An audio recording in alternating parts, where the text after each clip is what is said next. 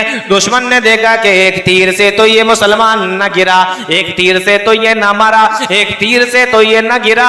اس نے دوسرا تیر چڑھایا اور دوسرا تیر مارا. وہ تیر بھی آ کے ان مسلمان صحابی کے لگا.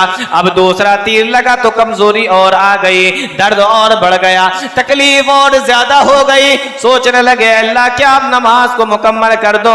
پھر کہا کہ نہیں, نماز کو میں مکمل تو کروں گا ہی, ساتھ میں اس سورہ کو بھی ختم کر لوں, جس سورہ کو میں نے شروع کیا ہے. دشمن نے دیکھا کہ یہ تو 2 سے بھی نہیں گر رہا ہے. تیسرا تیر مارا, یہ تیر بھی آ کے پیٹھ میں آ کر پیوست ہو گیا. خون کی دھارا بہ رہی ہے, تکلیف بھی ہو رہی ہے.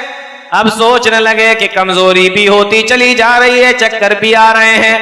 اگر میں نے نماز کو اپنی جلدی سے مکمل نہ کیا تو کہیں ایسا نہ ہو کہ نماز مکمل کرنے سے پہلے میں بے ہوش ہو کے گر جاؤں, اور یہ میرا یہ ساتھی بھی سو رہا ہے اور سارے مسلمان سو رہے ہیں, تو کہیں ایسا نہ ہو کہ دشمن ہمارے اوپر حملہ کر دے. انہوں نے اپنی نماز کو جلدی سے مکمل کیا اور اپنے اس ساتھی کو, اپنے اس دوست کو جگایا جو سو رہے تھے, جو مہاجر صحابی سو رہے تھے, ان کو اٹھایا. اب جب ان کو اٹھایا تو یہ 2 ہو گئے. دشمن نے دیکھا کہ ابھی تو 1 تھا, ابھی اپنے ایک اور ساتھی کو بلا لایا, کہیں ایسا نہ ہو کہ یہ 2 تیسرے کو بلا لائے. بس وہ فوراً وہاں سے بھاگ گیا اور سمجھ گیا کہ ان کے اوپر حملہ کرنا مشکل ہے. میرے بھائیوں, انہوں نے حملہ نہ کیا, یہ تو ایک الگ مسئلہ ہے, لیکن غور کرنے کی بات یہ ہے کہ وہ صحابی رسول تیر کو تو کاتے رہے, لیکن انہوں نے اپنی نماز کو نہ توڑا, اپنی نماز سے منہ نہ پھیرا, اور اپنی نماز کو انہوں نے کتنے اچھے طریقے سے مکمل کیا. دشمنوں کا حملہ ہو رہا ہے لیکن صحابہ رسول اپنی نمازوں کو ختم نہیں کرتے تھے, اپنی نمازوں کو نہیں توڑتے تھے.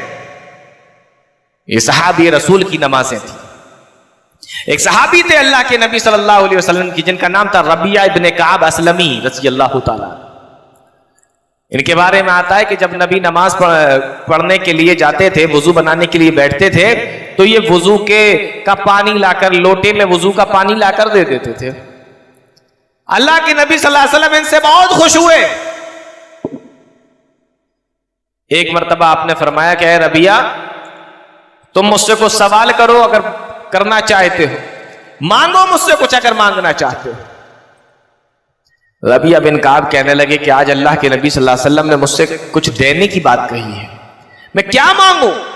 اگر کوئی بڑا آدمی آپ سے کہے کہ بتاؤ تمہیں کیا چاہیے, میں تمہیں کیا دوں, تو ہم